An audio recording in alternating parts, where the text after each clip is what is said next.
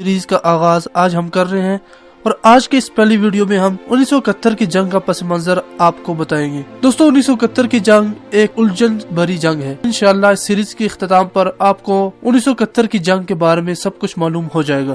دوستو 1971 کی پاک بھارت جنگ ایک فل سکیل جنگ تھی جس میں بھارت مشرقی پاکستان کو پاکستان سے کاٹ کر بنگلہ دیش بنانے میں کامیاب ہوا۔ دوستو برصغیر تقسیم ہو گیا، پاکستان کا قیام عمل میں آ گیا، لیکن نہرو اور گاندھی جیسے ہندو لیڈروں نے پاکستان کو دل سے قبول نہیں کیا۔ وہ مسلسل اسی گمان میں مبتلا رہے کہ پاکستان کو بلاخر بھارت میں ضم کیا جا سکے۔ وہ اس گمان کو حقیقت میں بدلنے کی کوششیں بھی کرتے رہے۔ مشرقی پاکستان کو بنگلہ دیش کا روپ ڈالنا اس کوشش کی ایک کڑی تھی۔ دوستو تقسیم کے وقت مغربی پاکستان میں آباد زیادہ تر ہندو اور سکھ خاندان بھاگ کر بھارت چلے گئے، جبکہ بھارت سے بھی لاکھوں کی تعداد میں مسلمان ہجرت کر کے پاکستان آ گئے تھے۔ مغربی پاکستان میں ہندو آبادی کا تناسب 5% سے بھی کم رہ گیا اور وہ اس قابل نہ رہے کہ مغربی پاکستان کی سیاست و معیشت پر اثر انداز ہو سکے۔ مشرقی پاکستان میں ہندو آبادی کا تناسب 20% تھا جو سرمایہ دار اور جاگیردار تھے۔ مشرقی پاکستان سے ہجرت کی صورت میں انہیں اپنی وسیع زمینوں اور سلطنتوں سے بھی محروم ہونا پڑتا، اس لیے انہوں نے وہیں رہنے کو ترجیح دی، جبکہ وہاں کے مسلمانوں نے بھی انہیں کھلے دل سے تسلیم کر لیا۔ مشرقی پاکستان کا ہندو طبقہ انگریزوں کے دور حکومت سے ہی مسلمانوں کا استحصال کرتا آ رہا ہے، مگر مسلمانوں کی آزادی کے بعد ہندوؤں کی استحصالی گرفت کمزور ہونے لگی اور مسلمان سیاست اور معیشت دونوں میں ترقی کرتے جا رہے تھے۔ ہندو طبقہ بجا طور پر یہ گمان کرنے لگا کہ آئندہ سے 2 سے 3 حشروں میں مشرقی پاکستان کو مسلمان معیشت اور سیاست میں ہندوؤں کی گرفت سے کلی طور پر آزاد ہو جائے گی۔ زمینی اصطلاحات عمل میں آ گئی تو ہندوؤں کی جاگیریں ان سے چھین کر مسلمان کسانوں میں تقسیم کر دی جائے گی۔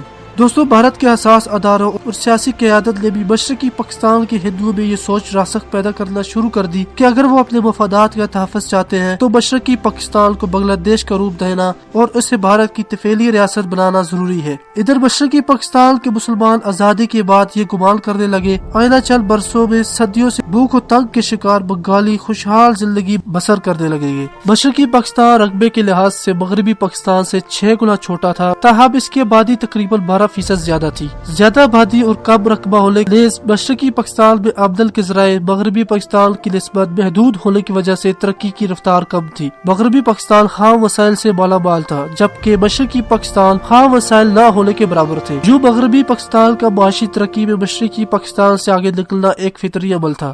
مشرقی پاکستان کے خوشحال ہندو طبقے نے یہ بھی پروپیگنڈا کرنا شروع کر دیا کہ مغربی پاکستان کی خوشحالی کی وجہ مشرقی پاکستان ہے، جس کی پٹسن یعنی سنہری ریشہ جسے سستے داموں خرید کر مہنگے داموں برآمد کی جا رہی ہے اور حاصل ہونے والی تمام تر آمدن مغربی پاکستان کی تعمیر و ترقی پر صرف کی جا رہی ہے۔ مشرقی پاکستان کے سادہ لو عوام پروپیگنڈے سے جلد متاثر ہوتے گئے۔ لوہا گرم دیکھ کر ہندوؤں نے 2 قومی نظریے کو جھٹلانا اور بنگالی قوم کے نظریے کو پروان چڑھانا شروع کر دیا۔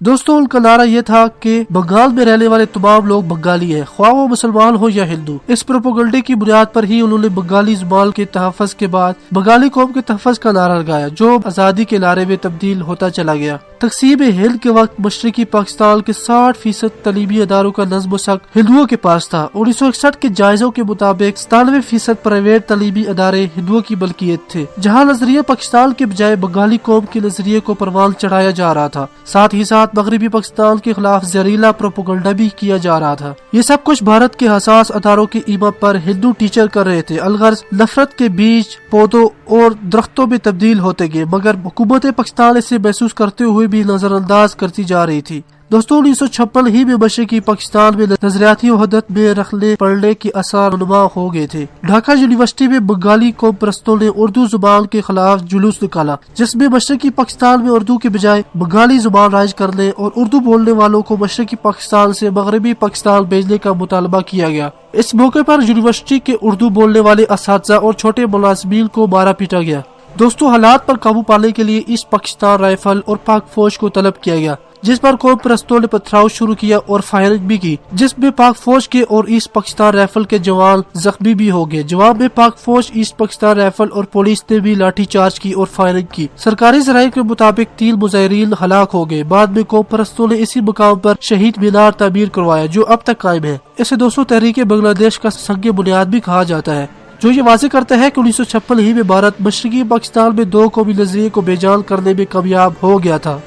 दोस्तों मशरकी पाकिस्तान मगरबी पाकिस्तान से 1000 मील फजाई दूरी पर वाक़ है, जबकि समुद्री रास्ते से दोनों हिस्सों के दरमियान 3000 मील की दूरी है। मशरकी पाकिस्तान रकबे में इतना छोटा होने के अलावा तमाम अतराफ से भारत से जुड़ा हुआ है। अगर ये कहा जाए कि भारत में घिरा हुआ एक पाकिस्तान था तो ये ज्यादा बेहतर होगा। दोस्तों भारतीय अस्करी माहिरीन के ख्याल में मशरकी पाकिस्तान को बांग्लादेश का रूप देने से पाकिस्तान की अस्करी कुव्वत में काबिल लिहाज से कमी की जा सकती है। इस पाकिस्तान के असास दो कौमी नजरिए को जुटलाया जा सकता था और बांग्लादेश को एक तफैली रियासत बनाकर मुआशी फवायद हासिल किए जा सकते थे।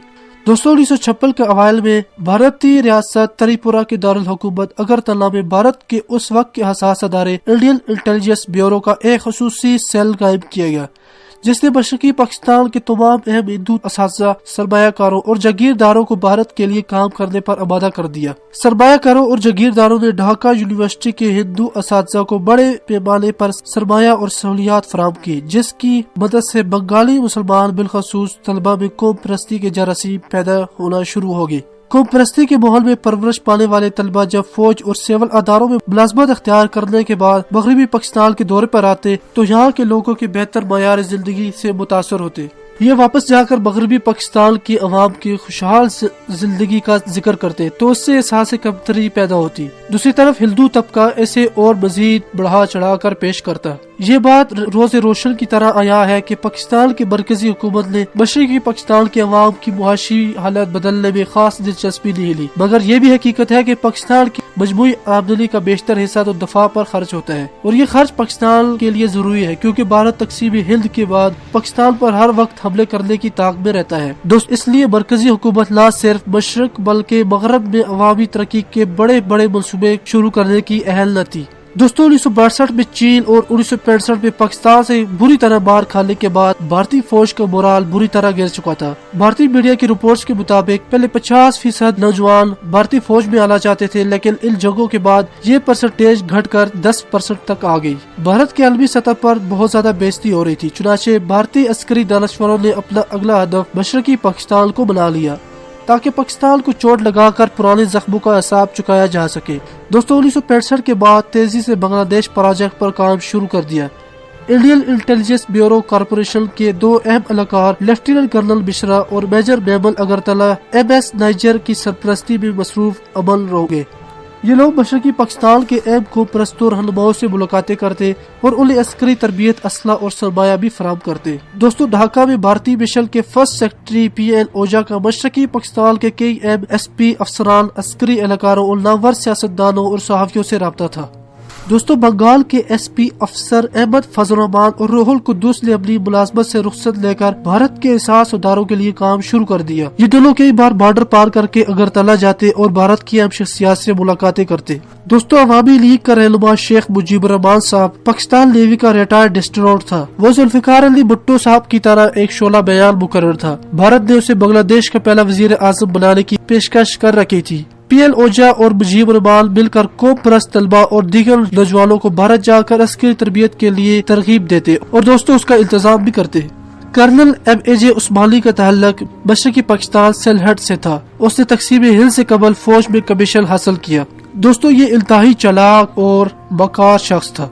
पाक फौज में 8 साल तक डिप्टी डायरेक्टर मिलिट्री ऑपरेशन के ओहदे पर फाइज रहा और पाक फौज की तरबियत लो में अहम किरदार अदा किया। बंगाली कौम परस्तों से मुतासर होकर फौज से रिटायरमेंट ले ली और फिर भारत के असास अदारों से मिलकर बांग्लादेश की आजादी की फौज मक्ती बहाली को तश्कील देने में बुनियादी किरदार अदा किया। दोस्तों मक्ती बहाली की इब्तदाई गुरीला तरबियत का फरीजा भारत की बॉर्डर सिक्योरिटी फोर्स ने सर अंजाम दिया। बाद में ज्यादा बेहतर तरबियत के लिए ये टास्क बाकायदा फौज को सौंप दिया गया। बंगाली नौजवानों को बारूदी सोंगे बचाने, घाट लगाकर मारने, मवासलात के मराकज को नुकारा बनाने, रिकॉर्डिक्स राइफल्स में दीगर खुदकार असला चलाने की 6 से 8 हफ्ते की तरबियत दी गई। पाक फौज के ईस्ट बंगाल राइफल और ईस्ट पाकिस्तान राइफल के जो बंगाली जवान पाक फौज से फरार होकर भारत चले गए, उन्हें और आने वाले जवान बिलखसूस तलबा को तरबियत दे के भारत की नई फोर्स मक्ती बहाली के 2 मुनज़्ज़म ब्रिगेड तश्कील दे दिए, जिन्हें दौरान जंग इंडियन आर्मी के मेजर खालिद और मेजर जिया ने कमांड किया। उनके हेडक्वार्टर भारतीय रियासत आसाम में कायम किए गए थे। दोस्तों, भारत के साबिक वजीर आजम मोरारजी देसाई ने इटली के एक सहाफी ओरियाना फलाशी को इंटरव्यू देते हुए इकरार किया कि भारतीय फौज के बाकायदा सिपाही बख्ती माली के रूप में अप्रैल से दिसंबर 1971 तक मशरकी पाकिस्तान में पाकिस्तान फौज के खिलाफ गुरीला जंग लड़ते रहे। तकरीबन 5000 भारतीय फौज की हलाकत के बाद इंदिरा गांधी ने पाकिस्तान के खिलाफ बाकायदा जंग शुरू करने का हुक्म जारी कर दिया। दोस्तों, एक बंगाली हिंदू सहाफी एस बरोथा ने भी तस्दीक की कि बख्ती माली दर हकीकत भारतीय फौजियों पर मुश्तमिल थी और अगर दौरान बगावत में ये इंकशाफ करता तो यकीनन मुझे गिरफ्तार कर लिया जाता। दोस्तों, कर्नल उस्मानी बख्ती माली का बरनाम कमांडर चीफ मुकर्रर किया गया। हकीकी कमांडर भारत की बाकायदा फौज का ब्रिगेडियर शाहबेग सिंह था, जिसने अप्रैल से नवंबर 1971 तक बख्ती माली को कमांड किया, जबकि पाक भारत बाकायदा जंग से एक हफ्ता कबल मेजर जनरल लक्ष्मण सिंह को बख्ती माली का कंट्रोल सौंप दिया गया। लेफ्टिनेंट जनरल जगीर सिंह को ढाका पर कब्जे का टास्क दिया गया। जनरल मालिक शाह उस वक्त भारतीय फौज का सरबराह था। दोस्तों, ये बात ज़हन में रहे कि ब्रिगेडियर शाहबेग सिंह ने जब जंग के बाद ये देखा कि हिंदू सिखों को न सिर्फ मुआशी इस्तेमाल कर रहे हैं बल्कि मुसलमानों के खिलाफ उन्हें बतौर आला हर्ब इस्तेमाल भी कर रहे हैं, तो उसने बख्ती माली की तर्ज पर मशरकी पंजाब की भारत से आजादी के लिए खालिस्तान कमांडो फोर्स तश्कील देने में बुनियादी किरदार अदा किया और बाद में सिखों के मजहबी मुकाम गोल्डन टेम्पल में भारतीय फौज से लड़ता हुआ मारा गया। दोस्तों, बख्ती माली की 2 लाख फोर्स तैयार हो चुकी थी और पाकिस्तान आर्मी ने इसे कैसे हैंडल किया, ये सुनने के लिए आप अगली वीडियो का इंतजार कीजिए। इंशाल्लाह हम नेक्स्ट वीडियो में हम आपको बताएंगे कि पाकिस्तान आर्मी ने इस बख्ती माली को किस तरह तोड़ फोड़ कर खत्म कर दिया। आखिर में भारत के लिए ये मजबूरी बन गई थी कि जब पाकिस्तान आर्मी ने बख्ती माली को तोड़ फोड़ कर खत्म कर दिया तो उन्होंने फुल स्केल जंग शुरू कर दी। ये हम आपको अगली वीडियो में बताएंगे कि ये सब किस तरह हुआ। दोस्तों, अगर आपको वीडियो पसंद आ रही है तो उन्हें अपने दोस्तों के साथ शेयर कीजिए। हम 1971 की जंग के बारे में इसलिए वीडियोस बना रहे हैं कि आपको तारीख से आगाह किया जा सके। दोस्तों, अगर आपको वीडियो पसंद आ रही है, हमारे दूसरा चैनल ऑन टॉप्स को भी सब्सक्राइब करें। उसका लिंक डिस्क्रिप्शन में और कमेंट्स बॉक्स में दिया हुआ है। दोस्तों, हमें इजाजत दीजिए। खुदा हाफिज।